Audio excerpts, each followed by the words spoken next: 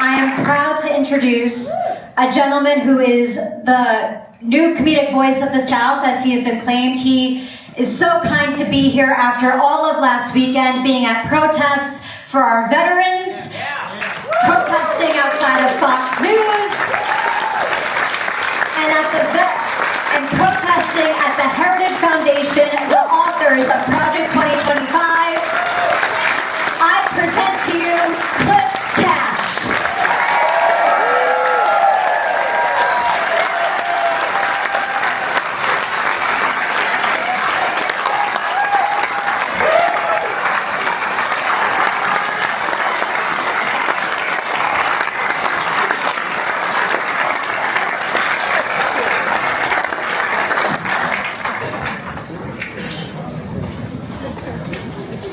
I look like Donald Trump up here, unable to drink water.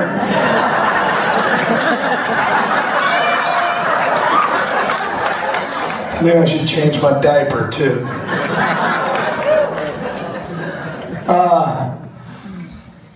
Thank you for the laser beams of hatred that you were directing. It was intense, and they deserve it. It was weird to be pretending to be them.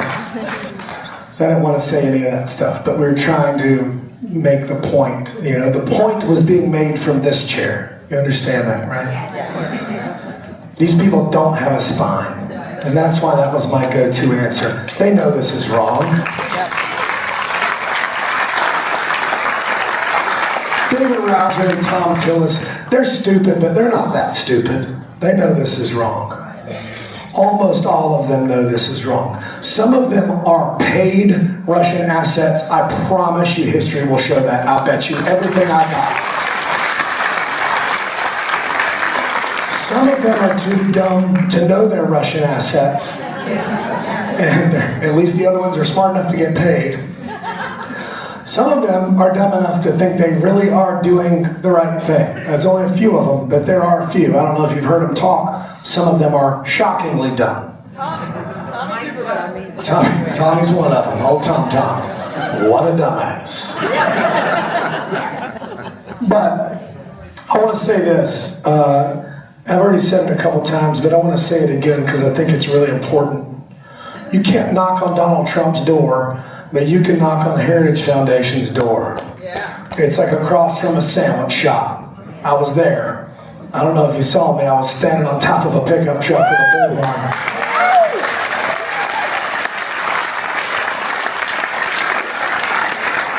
And here's the thing. We need to focus on the people and the entities that we can get to. Yeah. Especially the people who are the architects of everything you hate right now. Yeah. Because Americans in this country feel uneasy and anxious, right? You feel despair. You wake up every morning with dread in the pit of your stomach, and it's the Heritage Foundation making you feel that way, and you need to go there and make them feel that way. Because I don't care how tough these fake alpha male, fake Christian, fake patriots think they are. When there are 10,000 people surrounding your business, you're scared, and they should be.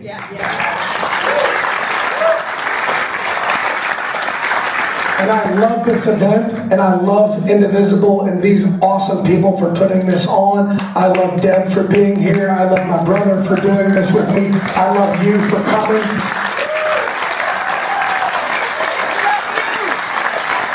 And it does matter. Everything we do matters. Everything. And if you can't march and you can't travel, you can share stuff on social media. You can put a sign in your yard. You can make a donation. Even if you can only afford $5, find the best place to direct that $5. Everybody can do something. And while it's amazing to go to events where you live, I do want to encourage you to go to events where they live. And they live in Washington, D.C. And what needs to happen, what has to happen, is a shift, an utter, tangible, palpable, undeniable shift has to happen in this country where the whole world sees us in the streets of DC to the point that it is undeniable, that it is stifling. We have to shut that city down.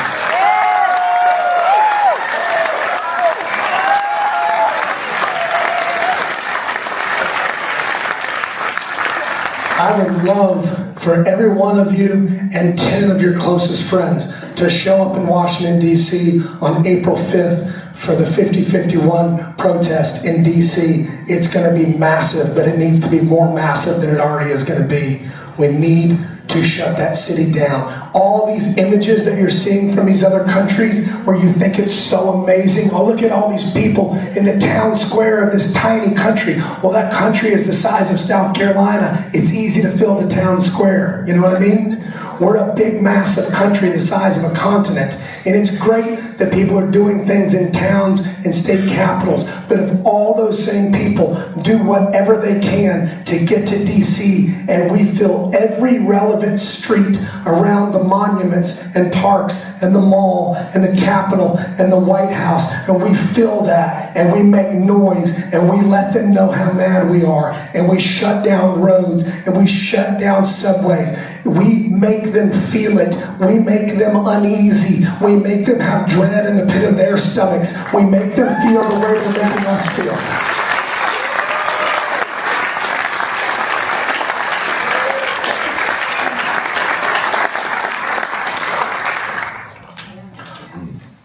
I'm just a guy. I'm not even a famous comedian. I'm an unfamous comedian. A broke, unfamous comedian who almost succeeded in a couple things a couple times. I'm not bigger than you or smarter than you or better than you. I'm not. I'm just like you. Every one of you can do anything you want to do, but you gotta fucking do it. Excuse my language. Lao Tzu said, a journey of 1,000,000 miles begins with one step. You have to take the step. And instead of coming to me and go, I got an idea, here's what you should do, because what I'm going to say is, congratulations, that's what you should do. You go look in the mirror and tell yourself that idea, and then you go do it. But I do want to tell you my ideas. I have a 5-part plan, and I've already put it in place. I built a website called DonaldLovesVladimir.com. It is the most comprehensive body of information you will ever find anywhere, outlining his ties to Russia going back decades. Even people in my own party, even my own very politically wise friends who are liberals, even my buddy Willis, who is a former Army intelligence officer and one of the heads of the NAACP in Ohio, told me I was crazy for saying Donald Trump is a Russian asset. Even liberals told me I was crazy. For years, I've been saying this for years. Let me tell you guys, I was right. He's a Russian asset. I promise you. His foreign policy couldn't benefit Vladimir Putin more if he wrote it himself, because he did.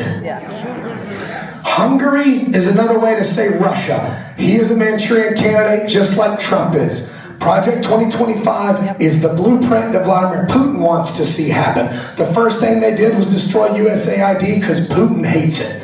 That's why. Everything that's happening, it seems messy, and it seems accidental, and it seems unorganized, and it probably is. All this stuff with Doge, I get that they're incompetent. I get they're breaking laws, and then the laws get enforced, and they have to backtrack. They don't care. The point of all of this, it's less nuanced than we think. The point of all of this is to destabilize every single facet of American society, from our currency, to our education, to our healthcare, to our military intelligence, to our law enforcement. That is the only goal, and it's working. And one of the main people from Heritage Foundation said the other day in an interview, Project 2025 is happening faster and more effectively than my wildest dreams. And we have yet to fill the streets of DC. Everybody needs to know that, and you need to make sure that everybody you know knows that. So here's my plan. DonaldLovesVladimir.com. I built the website. We're getting insane traffic. I have a Canadian volunteering to help me with the search engine optimization. Another volunteer built the website. Other volunteers did the research. I've raised over $30,000 already. I have billboard trucks, 4 of them, digital billboard trucks, 4 of them, rolling around Washington, D.C., 8 hours a day, circling the White House, circling the Capitol. People in D.C. are going to see that website. People in D.C. that don't already know are going to start to know Donald Trump is a Russian asset. More importantly, I'm letting him know that we know, right? Here's the plan. Heritage Foundation. Again, it's something you can get to. It's people that you can get to.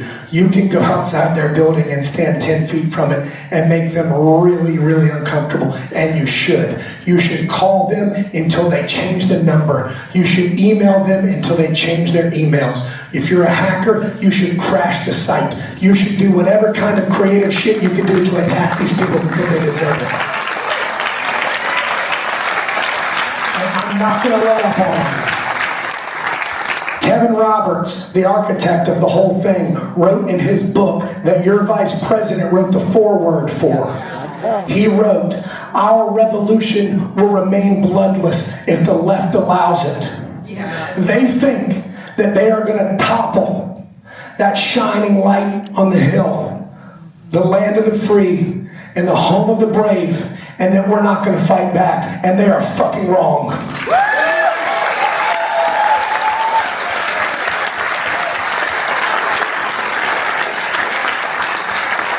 So what we have to ask ourselves in this period of time right now, in this period of time, while we wait for the inevitable, are we procrastinating or are we preparing?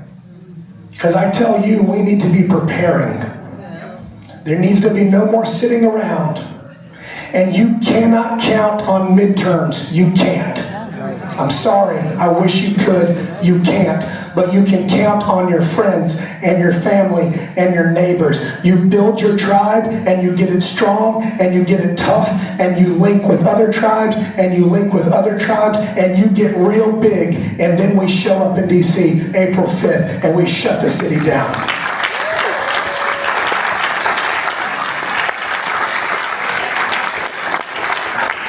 Here's another way I think we can do it. I'm trying to target some focus towards veterans.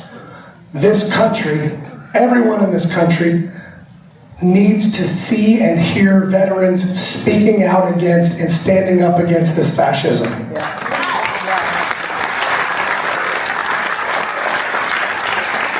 The left, us, you, we need to see it. Because we need to be energized and emboldened by the fact that a lot of really tough veterans oppose everything that is happening. You need to see and feel that and hear that. The right needs to see it, because the right needs to be sobered and awakened to the fact that they do not have a monopoly on patriotism or military or toughness.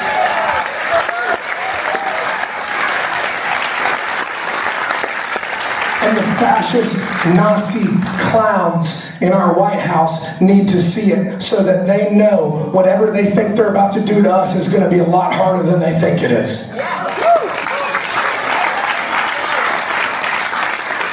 I'm making veteran videos. Right now I have 10 editors making 10 videos apiece. Each video has 10 veterans in it. That's 1,000.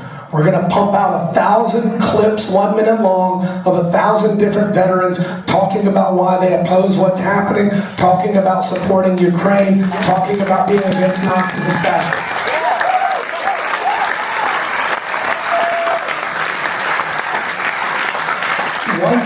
Once we have that 1,000, we're going to make another 1,000 and another 1,000 until we run out.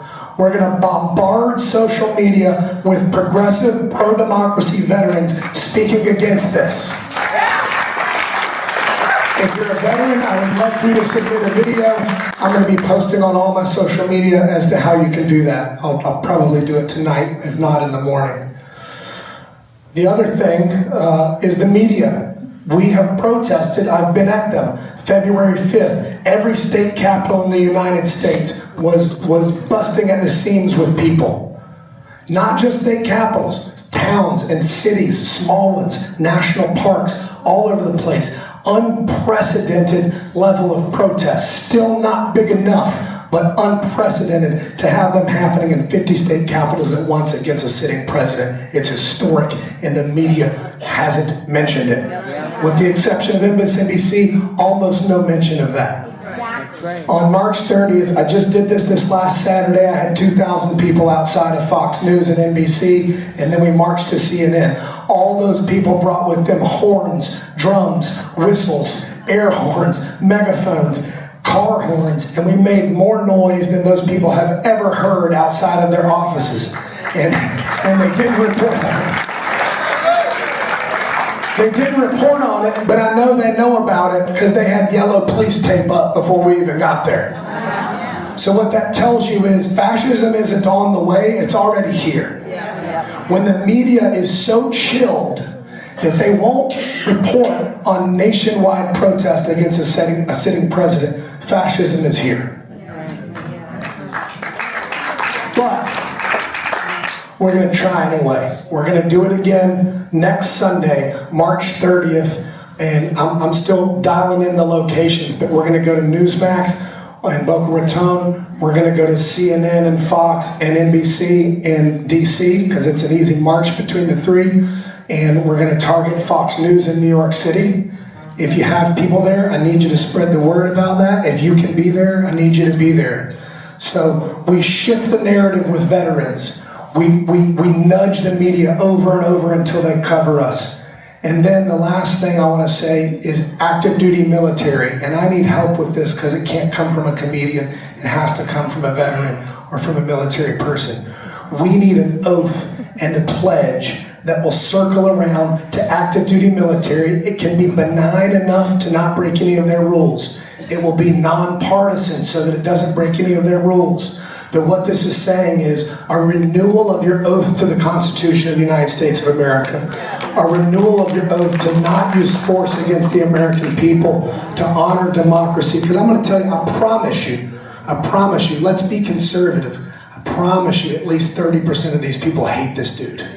They're not going to come after you. If you told them to, they wouldn't. We need them to let the whole world know that. Because once we can start turning these people against him, we turn the active duty military against him using the veterans' videos of people who have already served speaking against him.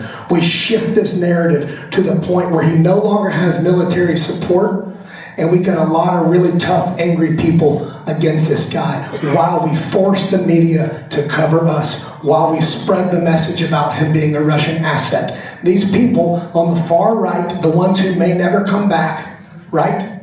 You can't appeal to their morality. They've showed us they don't have any, right? But these people want to be tough. They want to be machine gun, monster truck, bald eagle patriots.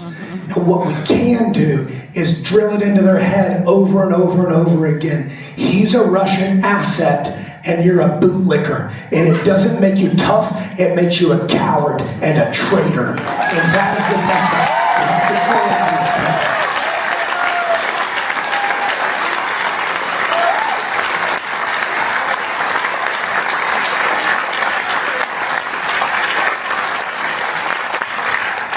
I know it's scary because I'm scared too. I mean, every day I don't want to do this. I don't want to go to DC last weekend. No offense to you, I don't really even want to do this. All of us would rather be watching a movie or snuggling or playing some miniature golf or driving up Market Street wishing they would bulldoze the area from Indochina Hooters. Right? Or try to count the amount of storage unit places. We're here because we feel like we have to. We're here because every day we feel I got to do something. Anything.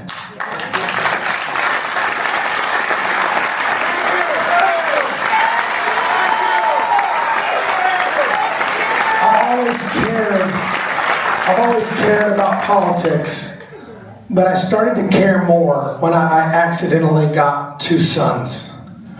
I never wanted kids. I love kids, but I never wanted any. You know, I'm the fun uncle. I come by 5 times a year, throw you in the pool, drink too many margaritas, sleep in my van. You know what I mean? I'm the fun uncle. I'm not the guy you count on for stability. I never wanted kids, but their mom is so hot, and so now I have 2 kids. I didn't mean to. It was a total accident.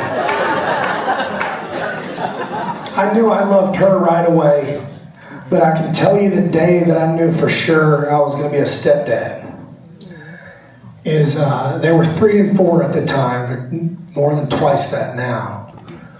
But it was when she still had an apartment. I was at her apartment. We watched some terrible kids movie, and then he was 3 at the time. He's autistic. His name is Shepherd, and he is the most beautiful kid you've ever seen. I mean, he's an angel-faced, beautiful kid inside and out. And she said, I'm going to go put him to bed. And before she did, he walked over and wrapped his arms around me and hugged me and said, I love you for the first time. Oh. And I was like, shit, because I'm a dad now. I messed around and got kids on accident.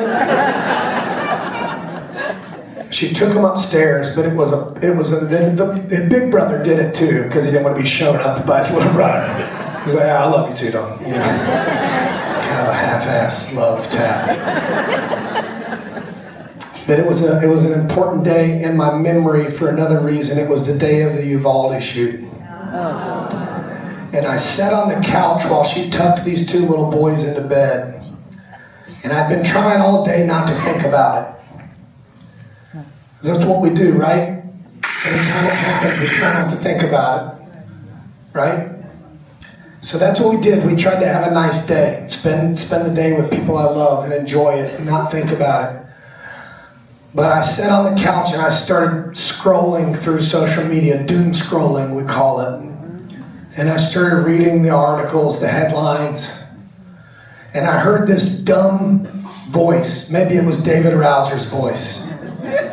This dumb voice popped into my head and said, the only thing that stops a bad guy with a gun is a good guy with a gun. It was a dumb voice saying a dumb sentence. And I kept reading, and I read that there were 167 good guys with guns who did nothing for an hour and 9 minutes. And it reminded me how stupid that statement is. How stupid a group of people have to be to think that nothing should be done about that, and we should somehow fight against books like that's the problem.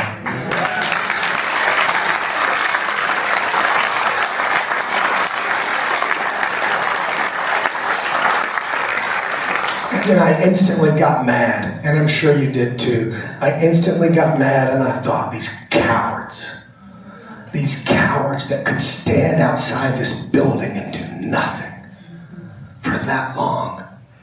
But then I tried to think about it in a more holistic way, from every angle. And then I came up with this, and I still feel it. I don't blame them for being scared. It's scary. When someone is in a building firing off 60 rounds a minute, it's scary. And you're in a small town where that doesn't happen to you all the time. It's scary. It's terrifying. I'm not surprised that they were scared. I'm not surprised that they weren't brave that day. I need people to be brave when they step into the halls of Congress to protect my family, to protect my community, to vote for laws that help us, that help you. That's what I need people to be brave. And just like those people stood outside of that building and did nothing, our Congress is standing outside the White House doing nothing. And unless we fill the streets, we are standing outside doing nothing. And I will